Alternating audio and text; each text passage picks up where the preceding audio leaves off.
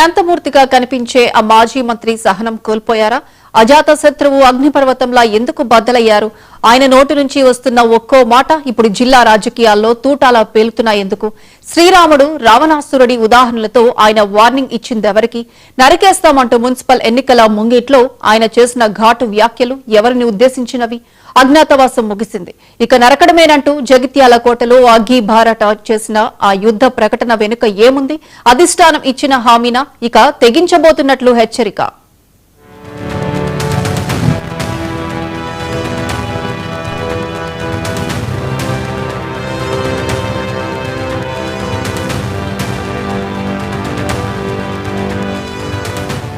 జగిత్యాల జిల్లాలో రాజకీయ సెగలు ఎగసిపడుతున్నాయి. సీనియర్ నాయకుడు జీవన్ రెడ్డికి ఎమ్మెల్యే సంజయ్ కుమార్ కు మధ్య పచ్చగడ్డి వేస్తే భగ్గుమంటోంది. సంజయ్ కాంగ్రెస్ కండువ కప్పుకున్న నాటి నుంచే ఇద్దరి మధ్య మాటల యుద్ధం తారాస్థాయికి చేరింది. సంజయ్ ను వలస నేతగా అభివర్ణిస్తూ అదను దొరికినప్పుడల్లా జీవన్ రెడ్డి విమర్శల తూటాలు పేలుస్తున్నారు. అయితే ఎమ్మెల్యే సంజయ్ మాత్రం సాంకేతికంగా తాను బీఆర్ఎస్ ఎమ్మెల్యేనని చెబుతూనే అభివృద్ధి కోసం ముఖ్యమంత్రి రేవంత్ రెడ్డితో కలిసి నడుస్తానంటున్నారు. సంజయ్ టీం ఇంకా అధికారికంగా కాంగ్రెస్ సిద్ధం పుచ్చుకోకపోయినా కీలక పదవులు మాత్రం వారికే దక్కుతూ ఉండటం జీవన్ రెడ్డికి మింగుడు పట్టాలేదు. ఏకంగా మంత్రి అడ్లూరు లక్ష్మణ్ ముందే నన్ను చంపేయండి అంటూ జీవన్ రెడ్డి ఆవేదన వ్యక్తం చేయటం కాంగ్రెస్ శ్రేణుల్లో ప్రకంపనలు సృష్టిస్తోంది. అధిష్టానం కాస్త మెత్తబడి జీవన్ రెడ్డి ప్రధాన అనుచరుడు గాజంగి నందయ్యను జిల్లా అధ్యక్షుడిగా నియమించింది. అయినా సరే పంచాయతీ ఎన్నికలో ఆధిపత్య పోరు రసవత్రంగా సాగింది. ఈ క్రమంలోనే జిల్లా అధ్యక్షుడు నందయ్య మాట్లాడుతూ జీవన్ రెడ్డికి గాని పార్టీకి గాని నష్టం జరిగితే రాజీనామా చేస్తా అని ఆయన ప్రమాణం చేశారు.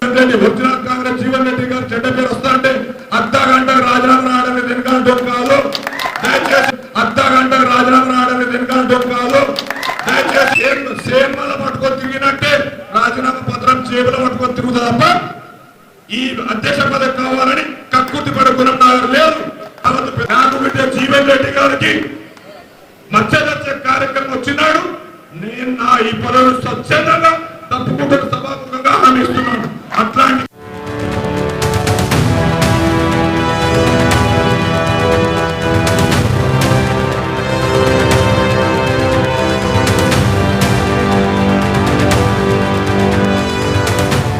అటు సంజయ్ కూడా తగ్గేదిలే అంటున్నారు. ఆయన వ్యవహారం ఇప్పుడు జిల్లాలో హాట్ టాపిక్ గా మారింది. ప్రజల కోసమే పార్టీ మారాల్సి వచ్చిందని పులాస అగ్రికల్చరల్ కాలేజీ వేదికగా క్లారిటీ ఇస్తూనే ఇటీవల మరోసారి సీఎం రేవంత్ రెడ్డిని కలిసి తాను రేవంత్ ఆర్మీనని సంకేతాలిచ్చారు.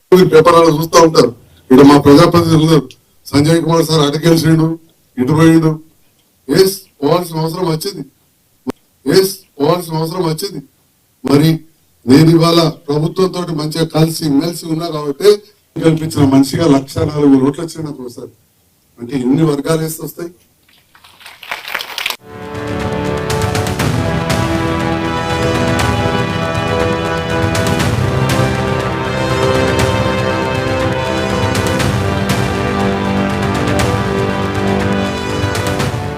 ఎమ్మెల్యే సంజయ్ కుమార్ వలసతో మొదలైన యుద్ధం ఇప్పుడు వాటాల వరకు చేరింది. బీఆర్ఎస్ నుంచి వచ్చిన ఎమ్మెల్యే సంజయ్ సీఎం రేవంత్ రెడ్డి ఎలా చెబితే అలా స్థానిక సంస్థల ఎన్నికల్లో కలిసి ముందుకు పోదామంటూ చేసిన కామెంట్స్ ఇప్పుడు కొత్త చిచ్చు రేపాయి. ముఖ్యమంత్రి ఏ రకంగా నిర్ణయం తీసుకోమంటే ఆ రకంగా మనం స్థానిక సంస్థలు నిర్ణయం తీసుకున్నాం. ఎటువంటి ఏంటంటే పార్టీ ఫిరాయిస్తే దాని చట్టం ఉంటుంది కాబట్టి ఏదో రంగు మూసి నాకు 13 చూస్తున్నారు. అట్లేం లేదు. మనం ఇక్కడ రాజీనామా చేయాలి, ఆయన తీరలేదు. అది ఎన్నోసార్లు చెప్పినాం. అందరం కలిసి పనిచేస్తున్నాం, ముఖ్యమంత్రి కలిసి పనిచేస్తున్నాం. ముఖ్యమంత్రి గారు కూడా రాజీనామా చేయమని ఇట్లా సభ్యత్వం తీసుకున్నారు. ఎవరో కలిసి మంచిగా కలిసి పనిచేస్తే వాళ్ళకు అన్ని విధాలు వారు కూడా సహకరిస్తున్నారు.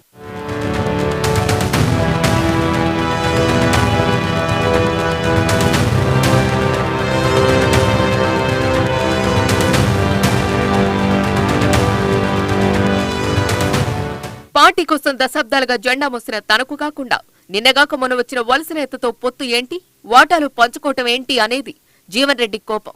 అందుకే టికెట్ల పంపిణీ మీద సంజయ్ కు స్ట్రాంగ్ కౌంటర్ ఇచ్చారు. కాంగ్రెస్ పార్టీ అంగట్ల సరుకు కాదు అని చెప్పంటున్నాను నేను. కాంగ్రెస్ పార్టీ సంబంధం లేదు. ఎవడు జెండా మోసివాడు కాదు. టికెట్లు పంచుకుంటానికి ఏదైతుందో ఇది నీ అయ్య సొత్తు కాదు, అబ్బ సొత్తు కాదు. ఇది నీ అయ్య సొత్తు కాదు, అబ్బ సొత్తు కాదు అంటున్నాను. ఇది మా కాంగ్రెస్ కార్యకర్త హక్కు అని చెప్పంటున్నా. రేపు రాబోయే మున్సిపల్ ఎన్నికలు ఒక్కటి కాదు 50 టార్గెట్ 50 అని చెప్పంటున్నా.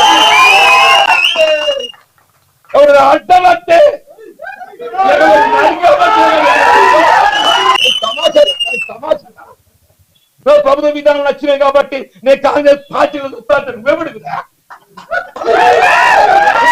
అని చెప్పంటు నేను. కాంగ్రెస్ పార్టీ అంతర్గత వ్యవహారాలలో జోక్యం చేసుకుంటే మాత్రం సహించేది లేదు అని చెప్పంటున్నా. నిజమైన కాంగ్రెస్ వాది, కాంగ్రెస్ పార్టీ కార్యకర్త వాళ్ళ కొరకైన పోరాటం చేస్తా. కానీ సందులు వచ్చేటోళ్ళు, సందులు దూచేటోళ్ళు మాత్రం ఏదైతుందో సహించలేదు.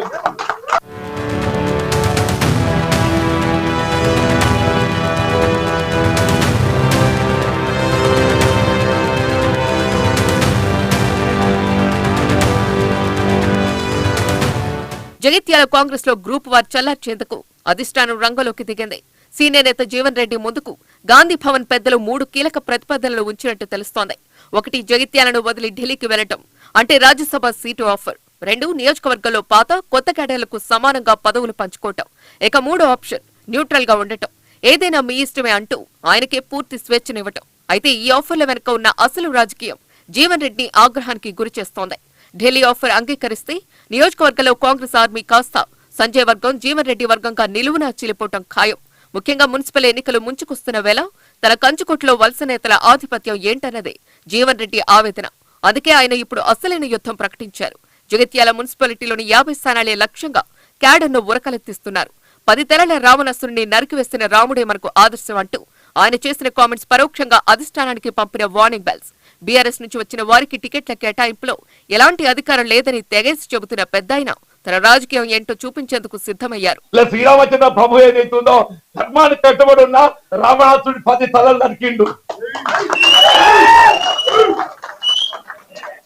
రావణాసుడి 10 తలలు నరికిండు, 10 తలలు నరికిండు. నువ్వెంత నీకు ఒక్క తలకాయ ఉంది.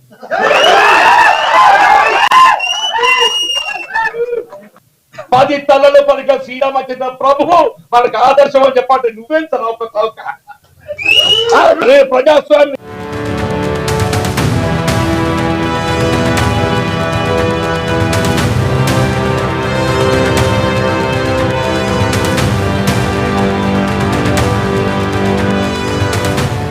రాజ్యసభ కోసమే జీవన్ రెడ్డి ఈ పోరాటం చేస్తున్నారనే ప్రచారం కూడా జోరుగా సాగుతోంది.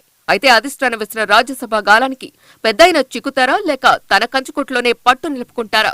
ఇదంతా పదవి కోసమే అన్న గుసగుసల మధ్య జీవన్ రెడ్డి సంధించిన అస్త్రాలు ఎవరిపైకి గురిపెట్టినవి, మరెవరిని తాకుతున్నాయి అనేది ఆసక్తికరం. మున్సిపల్ వార్లో తేలబోతున్న ఈ పొలిటికల్ క్లైమాక్స్ తెలంగాణ రాజకీయాల్లోనే బిగ్గెస్ట్ సస్పెన్స్.